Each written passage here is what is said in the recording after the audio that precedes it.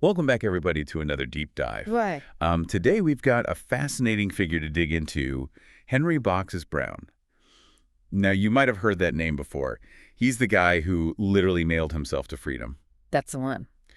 It's an incredible story of escape Absolutely. and resilience, and we're going to unpack not just the escape itself, but what he did afterwards, because that takes some really interesting turns. Yeah. His life after freedom is something a lot of people don't know. It's not what you'd expect. Not at all. It really makes you rethink what it means to be a hero, especially in the context of the fight against slavery. He wasn't the typical abolitionist leader, no big speeches or political maneuvering. Right. More of a man of action, I guess you could say. Exactly. Willing to take an incredible risk to get himself free. So before we get to the famous box incident, who was this Henry Brown, where do we even start? Well, we know he was born into slavery. Yeah, in Virginia, sometime around 1815. The exact date is unclear. We don't have a lot of details about his early life, unfortunately, but records do show up later when he's working in Richmond at a tobacco factory. Okay, so he's in the thick of it. The South tobacco was a huge industry then. Absolutely. And this is where you start to see Brown's resourcefulness.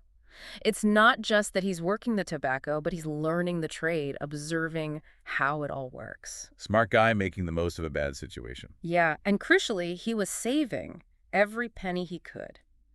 Brown knew freedom would come at a price, and he was determined to pay it somehow.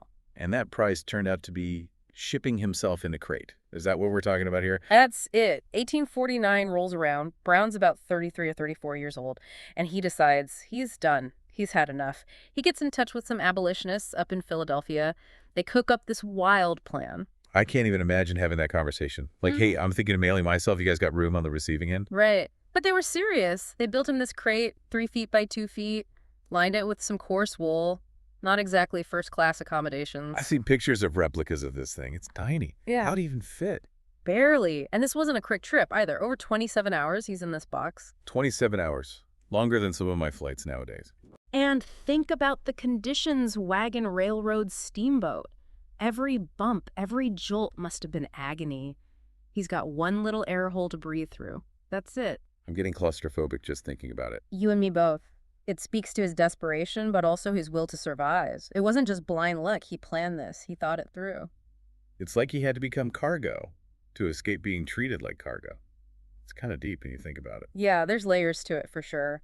So the crate arrives in Philadelphia. Abolitionists are waiting. What happens next? Well, I know he makes it right. Oh, yeah. It's quite the scene. He pops out of the box singing a hymn. I bet the relief was overwhelming. Pure joy. It's this incredibly symbolic moment, too, right? You've got the man emerging from this symbol of confinement, literally bursting into song. It's a powerful image for sure. And this is where things take a turn. Yeah. Right? It's not just the escape, it's what he does next. Exactly. He Yeah. doesn't just disappear into the North. He takes this moment and runs with it. He becomes a voice in the abolitionist movement. Okay, so public speaking now. He's on the stage sharing his story. He becomes this living embodiment of the horrors of slavery. But it's more than just talking. He gets creative. Creative how? He starts using these giant painted scrolls called panoramas. Panoramas, like those old-timey pictures. Exactly. They were huge, immersive. These things were designed to transport the audience to the cotton fields, to the slave auctions. Wow.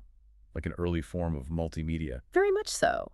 He understood the power of storytelling and spectacle. He wanted to make people feel what he went through, not just tell them about it. That's pretty forward thinking for the time. Absolutely. He was a showman, a natural slavery, and that showmanship is going to lead him down some very interesting paths. It's like he's creating this whole experience. You said it yourself. He was a natural showman. Oh, yeah. He had a knack for it. So he's traveling, sharing his story, captivating audiences with these panoramas. Things are going well.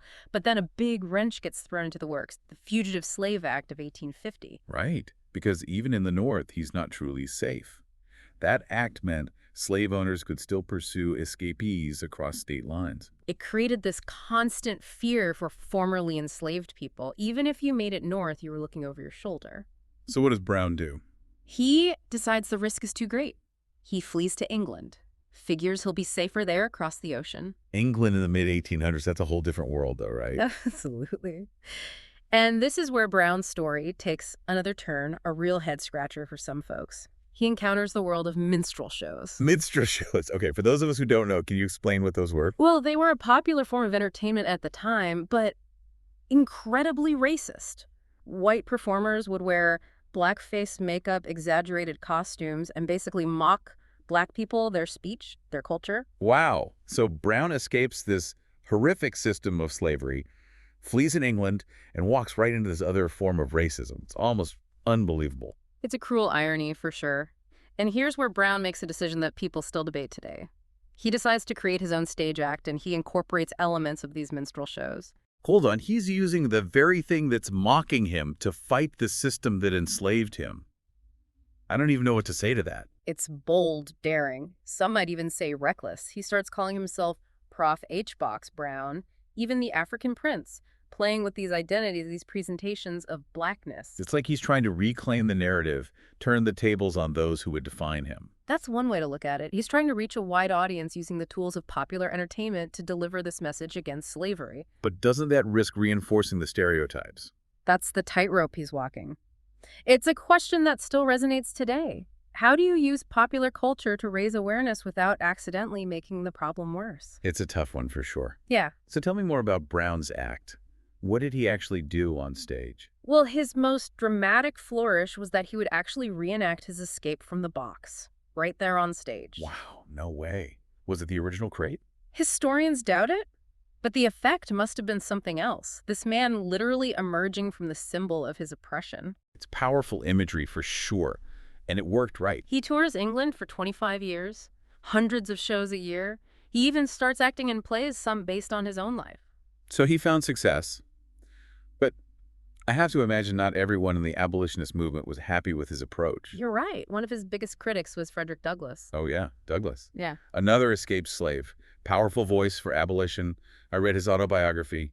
It was incredible. Douglass had a very different approach. He felt black people needed to be seen as respectable, intelligent.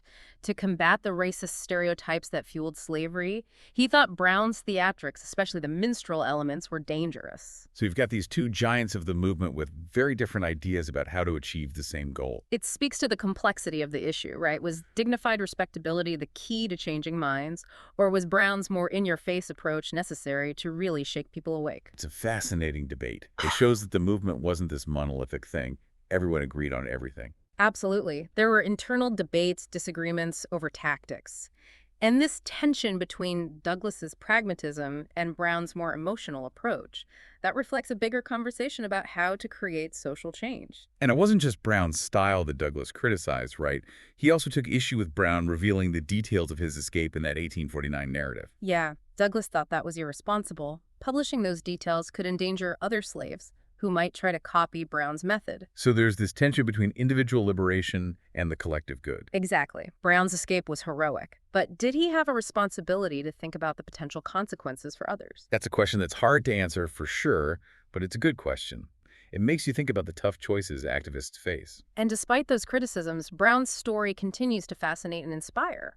People are still talking about him, writing about him, even making art about him. Like, Contemporary artists like Glenn Ligon, Wilmer Wilson, Pat Ward-Williams, they're all exploring his legacy, his escape, his complex persona. It's clear he still has a hold on our imagination. you know, it's amazing.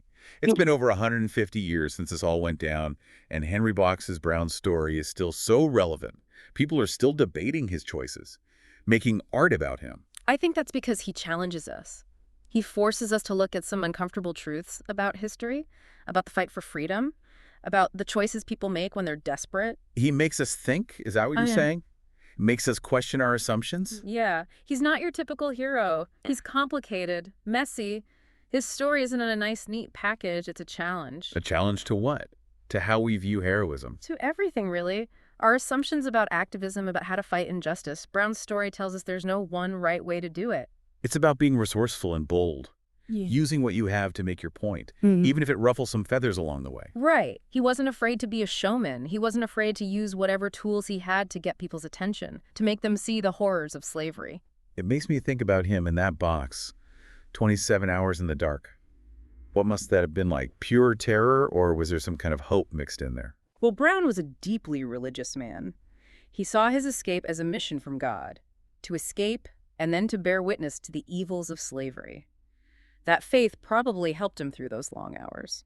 So we've talked a lot about Brown's literal box, his journey to freedom. But before we wrap up, I want to leave our listeners with this thought. What would your box be? What unique talents or skills or experiences do you have that could help you fight for something you believe in? Maybe you're already doing it. Maybe it's a hidden talent. Maybe it's just an idea brewing in the back of your mind. Whatever it is, Brown's story reminds us to think outside the box, to be bold, to use our gifts to make a difference, no matter how unconventional those gifts might be. He might not have been perfect, but his courage, his ingenuity, his determination to break free and then speak out against injustice, it's inspiring. And who knows, maybe your story will inspire others too someday, just like Henry Box Brown. We can all make a difference in our own way. That's the message I take away from all this. Absolutely. Thanks for joining me on this deep dive, everybody. It's been a wild ride. My pleasure. Always fascinating to talk about Brown.